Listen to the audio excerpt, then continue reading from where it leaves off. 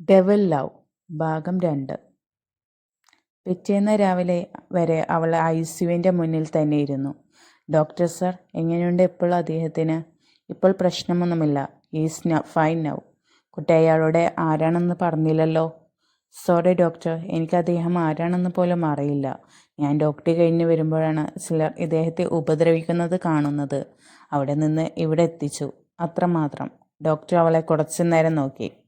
കുട്ടി രക്ഷിച്ചത് ഈ മുംബൈയിലെ കിങ് എന്ന് അറിയപ്പെടുന്ന അർജുൻ ഒബ്രോയെയാണ്. പലരും അദ്ദേഹത്തെ ഡെവിൾ എന്ന് വിളിക്കും. അത് കേട്ട് അവൾ ഞെട്ടി. 15,000 കോടിയുടെ ആസ്തിയുള്ള അർജുൻ ഒബ്രോയോ? അതെ സാർ, എനിക്ക് ഇതൊന്നും അറിയില്ലായിരുന്നു. സാരമില്ല, ഞാൻ പോലീസിനെ ഇൻഫോം ചെയ്തിട്ടുണ്ട്, ഡോക്ടർ പറഞ്ഞു. അവർ ഇപ്പോൾ എത്തും, ഇപ്പോൾ വരും. അത് കഴിഞ്ഞാൽ കുട്ടിക്ക് വേണമെങ്കിൽ പോകാം. Okay doctor. അപ്പോഴേക്കും 2-3 ആഡംബര കാറുകൾ ആശുപത്രിക്ക് മുന്നിൽ വന്നു നിന്നു. അതിൽ നിന്ന് ഏകദേശം 30 വയസ്സ് പ്രായമുള്ള ആരോഗ്യവാനായ ഒരാൾ ഇറങ്ങി. കൂടെ ബ്ലാക്ക് ഡ്രസ്സിലുള്ള സെക്യൂരിറ്റി ഗാർഡ്സുകളും ഉണ്ടായിരുന്നു. അവിടെ ഉണ്ടായിരുന്നവർ ഭയത്തോടെയും കൗതുകത്തോടെയും അവരെ നോക്കി. പക്ഷേ അയാൾ ആരെയും ശ്രദ്ധിക്കാതെ നേരെ ഐസിയുവിലേക്ക് നടന്നു. ഐസിയുവിൻ്റെ മുന്നിൽ വന്ന് നിന്നു. ഡോക്ടർ അയാളെ കണ്ടതും ഭയത്തോടെ വിളിച്ചു, നിരഞ്ജൻ സർ. എങ്ങനെയുണ്ട് അവന്? ഇപ്പോൾ സുഖമാണ് സാർ. ഇഷാനി അത്ഭുതത്തോടെ ആ മനുഷ്യനെ നോക്കി. അത് ലോകപ്രശസ്ത സംഗീതജ്ഞൻ നിരഞ്ജൻ ഒബ്രോയായിരുന്നു. പെട്ടെന്ന് അവൻ്റെ കണ്ണുകൾ ഇഷാനിയിൽ പതിഞ്ഞു. അവൻ അവളുടെ അടുത്തേക്ക് വന്നു. വോ ആർ യു?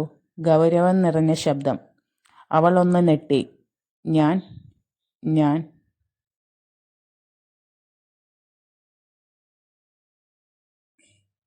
എന്തു പറയണമെന്നറിയാതെ അവൾ വിക്കി. നിരഞ്ജൻ സംശയത്തോടെ അവളെ നോക്കി. പിന്നെ ഡോക്ടറിലേക്ക് തിരിഞ്ഞു. ഡോക്ടർ സാർ, ഈ കുട്ടിയാണ് അർജുൻ സാറിനെ രക്ഷിച്ച് ഇവിടെ എത്തിച്ചത്. അത് കേട്ടപ്പോൾ അവൻ വീണ്ടും ഇഷാനിയെ നോക്കി. അവളുടെ ചുരിദാറിൽ പറ്റിയിരിക്കുന്ന രക്തക്കറ കണ്ടപ്പോൾ അവൻ്റെ ഹൃദയം എന്തോ ഒരു വേദന കടന്നുപോയി. മുഖത്തൊരു നന്ദിയുടെ ചെറുചിരി വിരിഞ്ഞു. Thank you for saving my brother. അവൾ വീണ്ടും നെട്ടി. സർ, അപ്പോൾ അർജുൻ സർ നിങ്ങളുടെ? യെസ്, എൻ്റെ അനിയനാണ്. സർ, ഞാൻ പോയിക്കോട്ടെ? ഓക്കെ, പുറത്ത് ഞങ്ങളുടെ ഡ്രൈവറുണ്ട്. എവിടേക്കാണെങ്കിലും നിന്നെ എത്തിച്ചു തരും. വേണ്ട സർ, ഞാൻ പോയിക്കോളാം. ഓക്കെ. അതും പറഞ്ഞ് അവൻ ഐസിയുവിൻ്റെ മുന്നിലേക്ക് നടന്നു. ഇഷാനി ഒരു നിമിഷം ഐസിയുവിലേക്ക് നോക്കി നിന്നു. പിന്നെ ഡോക്ടറോട് യാത്ര പറഞ്ഞു തിരിഞ്ഞു നടന്നു. 1 മിനിറ്റ്. പിന്നെ നിന്നുള്ള ശബ്ദം കേട്ട് അവൾ നിന്നു. നിരഞ്ജൻ അവളെ നോക്കി. എന്താണ് നിന്റെ പേര്? ഇഷാനി. ഓക്കെ. അവൾ ചെറിയൊരു പുഞ്ചിരിയോടെ പുറത്തേക്ക് നടന്നു. ഓട്ടോ പിടിച്ച് താമസ സ്ഥലത്ത് എത്തുമ്പോൾ സമയം രാവിലെ 9 മണിയായിരുന്നു. അവളും സുഹൃത്തും ചേർന്ന് ഒരു ഫ്ലാറ്റിലാണ് താമസം. അവളുടെ സുഹൃത്ത് രേഷ്മ മുംബൈയിലെ ഒരു മീഡിയ. ഫ്ലാറ്റിലെത്തിയപ്പോൾ രേഷ്മ ഓഫീസിലേക്ക് പോകാനുള്ള തിരക്കിലായിരുന്നു. എടി, നീ എന്ത് ഇന്നലെ വരാഞ്ഞത്? ഇവൻറ്റ് കഴിയാൻ നേരെ വൈകിയോ? അവളെ നോക്കാതെ ചോദിച്ചു. അത് പിന്നെ ഇഷാനിയെ തപ്പി തടഞ്ഞു. ഇഷാനി ഒന്ന് പരങ്ങി. അത് പിന്നെ. അപ്പോഴാണ് രേഷ്മ അവളെ ശരിക്കും ശ്രദ്ധിച്ചത്. ഡ്രസ്സിലൊക്കെ ഉണങ്ങിയ രക്തക്കറകൾ. ഇഷാനി, എന്താ ഇത്? നിന്റെ ഡ്രസ്സിലാകെ ബ്ലഡ്? അവൾ ആശങ്കയോടെ ചോദിച്ചു. ഇന്നലെ വരുമ്പോൾ ഒരു ആക്സിഡൻറ്റ് കണ്ടു. ആ ആളെ ആശുപത്രിയിൽ എത്തിച്ചു. ബ്ലഡ് ആവശ്യമായി വന്നപ്പോൾ എൻ്റെ ഗ്രൂപ്പായിരുന്നു, അതുകൊണ്ട് ഞാൻ കൊടുത്തു. പിന്നെ ഇന്ന് ആൾ ഓക്കെയാണ് എന്നറിഞ്ഞു. അയാളുടെ ബന്ധുക്കൾ വന്നപ്പോൾ ഞാൻ ഇങ്ങ് പോന്നു. നിനക്ക് എന്നെ വിളിക്കായിരുന്നില്ലേ? ഒറ്റയ്ക്ക് നീ? അത് സാരമില്ലടാ. ആ സമയം എൻ്റെ മനസ്സിൽ ഒന്നുമില്ലായിരുന്നു. എങ്കിൽ ശരി, ഞാനിന്ന് ബ്രെഡ് ടോസ്റ്റാണ് ഉണ്ടാക്കിയത്. നിനക്കും ഉണ്ടാക്കി വെച്ചിട്ടുണ്ട് കേട്ടോ. നീ റെസ്റ്റ് എടുക്ക്, ഞാൻ ഇറങ്ങട്ടെ. ഓക്കേടാ, ബൈ. അതും പറഞ്ഞ് രേഷ്മ പോയി. രേഷ്മ പോയതും ഇഷാനി വാതിലടച്ചു. അവളുടെ കണ്ണുകൾ സ്വന്തം ഡ്രസ്സിലേക്ക് നീങ്ങി. അർജുൻ്റെ രക്തക്കറകൾ അവൾ അറിയാതെ അതിലൂടെ വിരലുകൾ ഓടിച്ചു. ആ നിമിഷം അവളുടെ ഹൃദയം അസാധാരണമായി മിടിച്ചു. തൻ്റെ അവകാശി വേണ്ടിയെന്ന പോലെ. അവൾ വേഗം ഫ്രഷായി.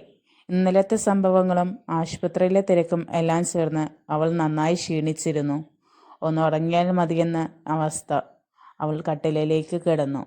പക്ഷെ കണ്ണുകൾ അടച്ചിട്ടും ഇന്നലത്തെ സംഭവങ്ങൾ മനസ്സിൽ ഓടിക്കൊണ്ടിരുന്നു.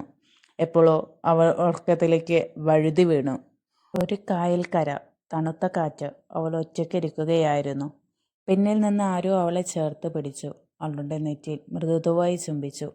പിന്നെ കവളിലും കഴുത്തിലും. അവൾ ആ സ്പർശത്തിൽ ലയിച്ചു നിന്നു. അയാൾ അവളെ തൻ്റെ നേർക്ക് തിരിച്ചു നിർത്തി. രണ്ടുപേരും പരസ്പരം കണ്ണുകളിൽ നോക്കി. പിന്നെ അവൻ പതിയെ അവളുടെ ചുണ്ടുകളിലേക്ക് അടുക്കാൻ തുടങ്ങി. ആ! പെട്ടെന്ന് അവൾ നെട്ടി ഉണർന്നു. ശരീരം മുഴുവൻ വിയർപ്പിൽ മൂടിയിരുന്നു. ഈശ്വര, ഞാൻ എന്താണ് ഇപ്പോൾ കണ്ടത്? അവളുടെ ശ്വാസം വേഗത്തിലായി. അത് അയാളല്ലേ? എന്തിനാണ് അങ്ങനൊരു സ്വപ്നം കണ്ടത്?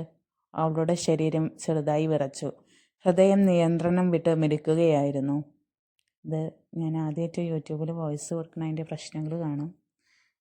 ലൈക്ക് ചെയ്യുക. സ്റ്റോറി ഇഷ്ടമായ ലൈക്ക് ചെയ്യുക, ഷെയർ ചെയ്യുക, സബ്സ്ക്രൈബ് ചെയ്യുക, കമൻറ്റ് ചെയ്യുക. സ്റ്റോറിയെക്കുറിച്ചുള്ള അഭിപ്രായങ്ങളും പറയാൻ മറക്കല്ലേ.